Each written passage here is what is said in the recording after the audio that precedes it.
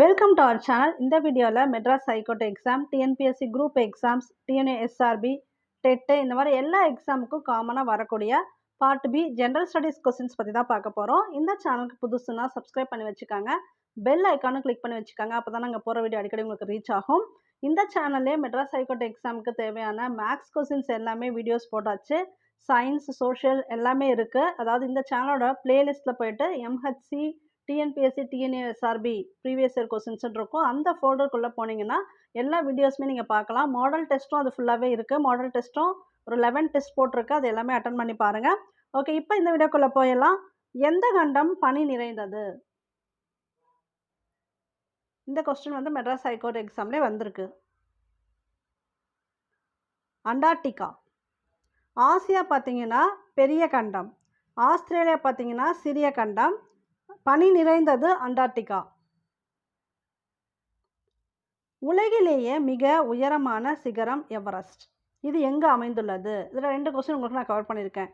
உலகிலேயே மிக உயரமான சிகரம் எதுன்னு கேட்டாலும் நீங்கள் கரெக்டாக கெஸ் பண்ணிடணும். எவரெஸ்ட்டு. இது எங்கே அமைந்துள்ளது?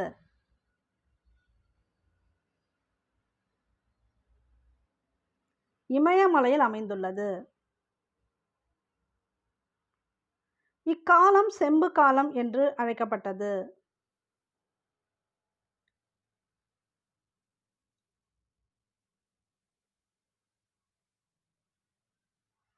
புதிய கற்காலம். புதிய கற்காலம் தான் செம்பு காலம் அப்படின்னு அழைக்கப்பட்டது. வெண்கல காலம் பார்த்தீங்கன்னா சிந்து சமவெளி நாகரிகம் இருக்கு இல்லையா, அதோட காலம் வெண்கல காலம். இது ஒரு மெட்ராஸ் ஹைகோர்ட் எக்ஸாம்லேயே கேட்டிருந்தாங்க. இதையும் ஞாபகம் வச்சுக்காங்க.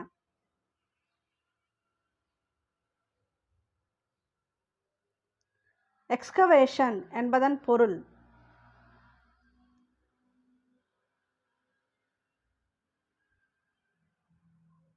அகழ்வாராய்ச்சி.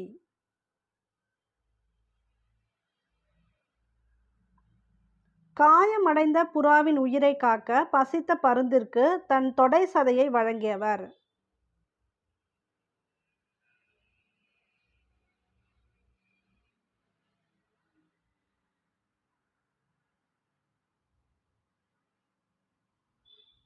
சிபி சக்கரவர்த்தி. காயமடைந்த புறாவின் உயிரை காக்க பசித்த பருந்திற்கு தொடை சதையை வழங்கியவர் சிபி சக்கரவர்த்தி. வள்ளல் பாரி தெரியும், முல்லைக்கு தேர் கொடுத்தவர். வள்ளல் பேகன் யாருன்னு பார்த்தீங்கன்னா மயிலுக்கு போர்வை கொடுத்தவர். மனுநீதி சோழன் பசுவோட கன்று இறந்ததுக்காக பசு நீதி கேட்டு போனதுனால அதுக்கு நீதி வழங்கியவர். அது மனுநீதி சோழன். ஸோ இந்த கொஸ்டினுக்கு ஒரு ஆன்சர் சிபி சக்கரவர்த்தி. இந்த மனுநீதி சோழன், வள்ளல் பாரி, வள்ளல் பேகன் எல்லாமே மெட்ராஸ் ஹைகோர்ட் எக்ஸாமில் ஒவ்வொரு எக்ஸாமில் கேட்டிருக்காங்க, ஞாபகம் வச்சுக்காங்க. காலநிலை என்ற சொல் கிளைமா என்ற டேஷ் சொல்லில் இருந்து பெறப்பட்டது.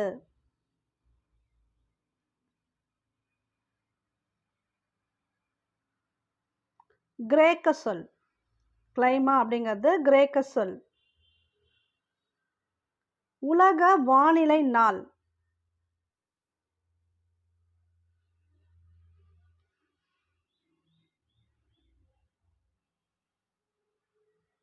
மார்ச் 23. மார்ச் 23 தான் பார்த்தீங்கன்னா உலக வானிலை நாள். உலக ஓசோன் தினம்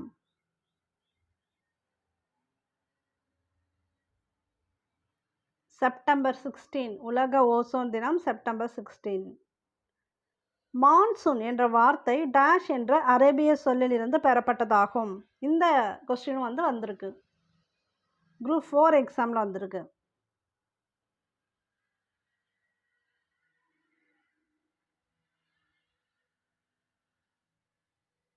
மௌசிம். இதை எப்படி உங்களுக்கு கேட்கலாம், மாற்றி கேட்கலான்னு பார்த்தீங்கன்னா, மான்சூன் என்ற வார்த்தை டேஷ் சொல்லிலிருந்து பெறப்பட்டது அப்படியும் கேட்கலாம். அரேபிய சொல், அதுவும் நீங்கள் ஞாபகம் வச்சுக்கோங்க. பின் வருவனவற்றில் வெப்பநிலையை அளவிட பயன்படும் அளவுகள் எது அல்லது எவை? இது வந்து ரிப்பீட்டட் கொஸ்டின். எல்லாமே தான். ஃபாரன்ஹீட்டு, செல்சியஸ், கெல்வின் எல்லாமே வெப்பநிலையை அளவிட பயன்படும் அளவுகள். லூ என்பது இந்தியாவின் வடமேற்கு பகுதியில் வீசும் ஒரு வலிமையான புழுதி படிந்த வெப்பமான வறண்ட டேஷ் ஆகும்.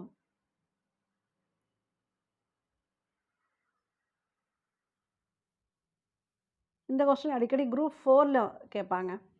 லூ அப்படிங்கிறது பார்த்திங்கன்னா ஒரு கோடை காற்று, வடமேற்கு பகுதி. பார்த்துக்கோங்க, இது வந்து வடமேற்கு பகுதி. அதில் வீசக்கூடிய ஒரு வலிமையான புழுதி படித்த வெப்பமான வறண்ட கோடை காற்று ஆகும். இங்கே காற்றோட வகை இருக்குது, மேட்ச் பண்ணுங்கள், நான் ஆன்சர் சொல்கிறேன்.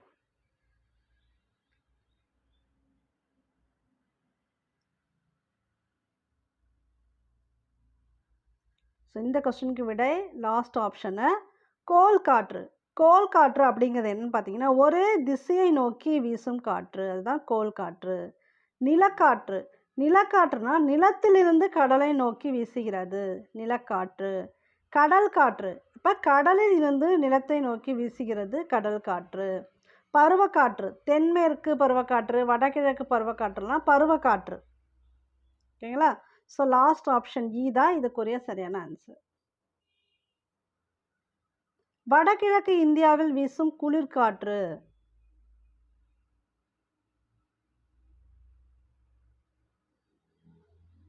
இதுவும் ரிப்பீட்டட் கொஸ்டின் தான்.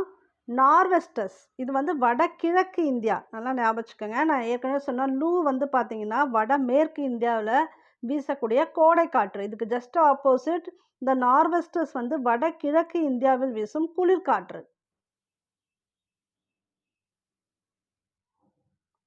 வானிலை பற்றிய படிப்பு டேஷ் ஆகும்.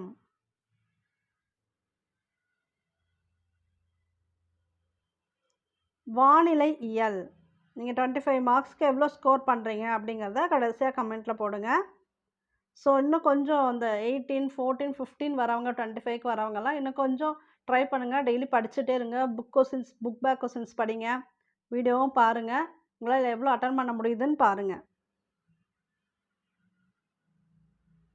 கடக ரேகைக்கும் மகர ரேகைக்கும் இடையே அமைந்துள்ள மண்டலம் டேஷ் மண்டலம் ஆகும்.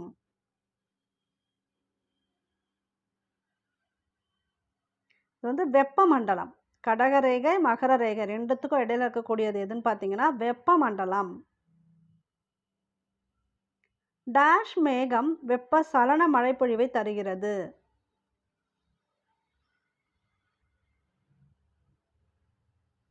திரள் மேகம். திரள் மேகம் தான் வெப்ப சலன மழை கொடுக்கும். கார்மேகம் பார்த்தீங்கன்னா நல்ல கருத்துக்கிட்டு வருது இல்லையா, அது ரொம்ப அடைமழை கொடுக்கக்கூடியது, அது கார்மேகம். கீற்று மேகம் மழை கொடுக்காது. படை மேகம் என்ன பண்ணுன்னா கொஞ்சம் சிறு தூறல் கொடுக்கும். ஆனால் வெப்ப சலன மழைக்கு காரணம் எதுன்னு பார்த்தீங்கன்னா திரள் மேகம். கூற்று 1, காற்றின் திசையை அளவிட பயன்படும் கருவி காற்று திசை காட்டி. கூற்று 2, ஒலியானது ஒலியை விட வேகமாக செல்கிறது. ஒலி ஃபஸ்ட் இருக்கிறது லைட்டு, செகண்ட் வர ஒலி பார்த்தீங்கன்னா சவுண்டு. ஸோ ஒலியானது ஒலியை விட வேகமாக செல்கிறது.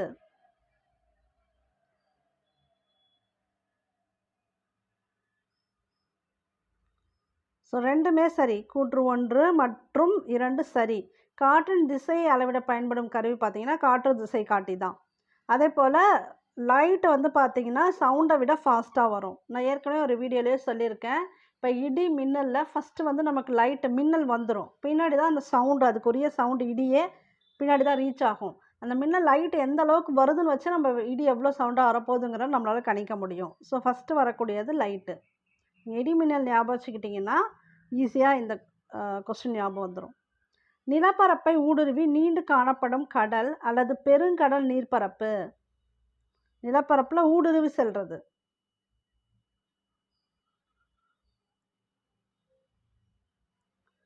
வளைகுடா, கட்ச் வளைகுடா. நிலப்பரப்பை ஊடுருவி நீண்டு காணப்படுறது ஜென்ரலாக வளைகுடா. எக்ஸாம்பிள் வந்து இப்போ கட்ச் வளைகுடா.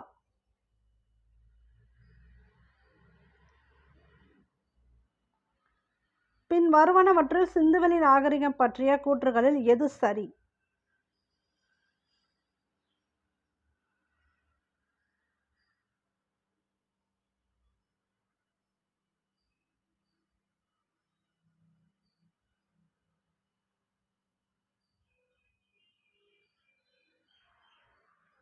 ஸோ இந்த கொஸ்டினை பொறுத்த வரைக்கும் எல்லா கூற்றுமே சரிதான்.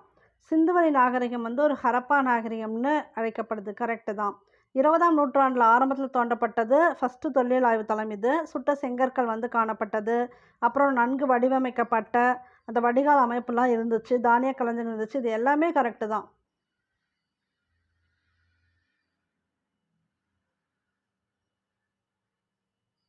சிந்துவெளி மக்களாலுக்கு அறியப்படாத அந்த விலங்கு பார்த்தீங்கன்னா குதிரை. அது ஞாபகம் வச்சுக்கோங்க. அது கூட ஒரு தடவை கேட்டிருந்தாங்க. செங்குத்து மேகம் டேஷ் என்று அழைக்கப்படுகிறது. இது வந்து கார்மேகம். நல்ல அடைமழை கொடுக்கும்னு சொன்னோம் இல்லையா கருத்ததுக்கு அப்புறம். அது வந்து நேரா அந்த மழை ஊத்துது பாருங்க. அப்படி ஞாபகம் வச்சுக்கலாம். செங்குத்து மேகம், கார்மேகம். எகிப்தில் உள்ள சிறிய பிரமிடுகள் டேஷுக்காக உருவாக்கப்பட்டவை. அரசி. சாம்பர் உப்பு ஏரி உள்ள இடம். 11th டெஸ்ட்டில் இந்த கொஸ்டின் கொடுத்துருந்தேன்னு நினைக்கிறேன். டெஸ்ட் அட்டன் பண்ணிங்கன்னா உங்களுக்கு தெரிஞ்சிருக்கும். ராஜஸ்தான். சாம்பர் உப்பு ஏரி ராஜஸ்தான். வங்காள விரிகுடாவையும் இந்திய பெருங்கடலையும் டேஷ் இணைக்கிறது.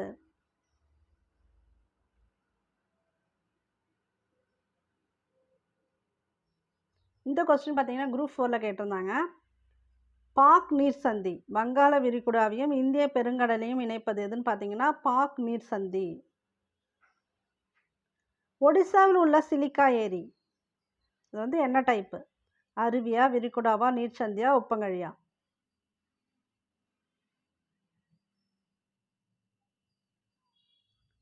சிலிக்கா ஏரி பார்த்தீங்கன்னா உப்பங்கழி.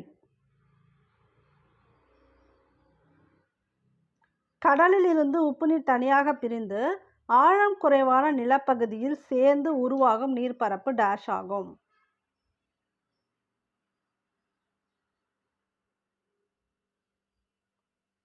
உப்பங்கழி. கடல்லேருந்து உப்பு நீர் தனியாக பிரிஞ்சு ஆழம் குறைவான நிலப்பகுதியில் சேர்ந்து உருவாகிறது உப்பங்கழி. அதுக்கு தான் இப்போ நம்ம வந்து எக்ஸாம்பிள் பார்த்தோம் உப்பங்கழிக்கு. ஒடிசாவில் இருக்கக்கூடிய சிலிக்கா ஏரி உப்பங்கழி தான். ஓகே, 25க்கு நீங்கள் எவ்வளோ ஸ்கோர் பண்ணுறீங்க அப்படிங்கிறத கமெண்ட் பாக்ஸில் போட்டுருங்க. இந்த சேனலுக்கு புதுசுலாம் சப்ஸ்கிரைப் பண்ணி வச்சுக்கோங்க. தேங்க்யூ ஃபார் வாட்சிங். All the best for your examination.